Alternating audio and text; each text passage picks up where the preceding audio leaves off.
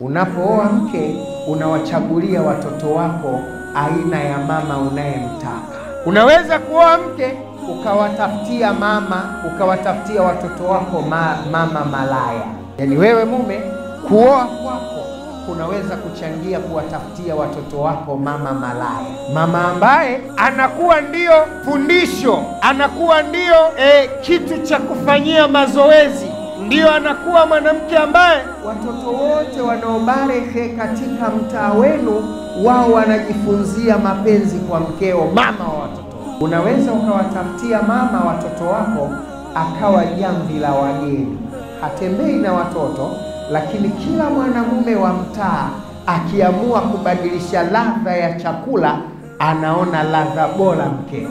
Yaani mama watoto wako ndio anakuwa jamvi la wageni, mtaa mzima wanajua mwili wa mkeo, mama wa watoto wako. Unapokwenda kuoa lazima utazame tabia za mke unayeoa, asiwe jamvi la wageni, asiwe punching bag ya mazoezi ya vijana wanaobarehe.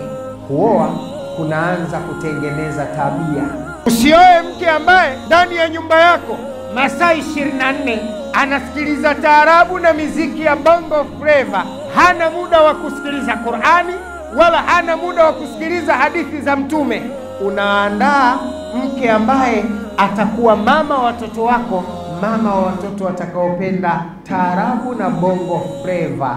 Wakiamka asubuhi ni taarabu, mchana bongo flava, jioni R&B, usiku twist, jioni hivyo. Muda wote familia yako ni familia ya muziki.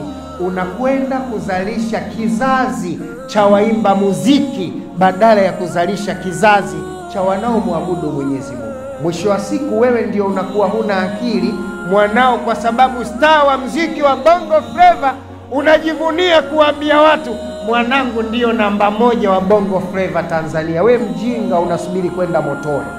Alokuambia mwanao akiwa first one katika bongo flava, we umefaulu fil dunia wala akhera nani? We mjinga, we bwege, we fala zaidi ya yote.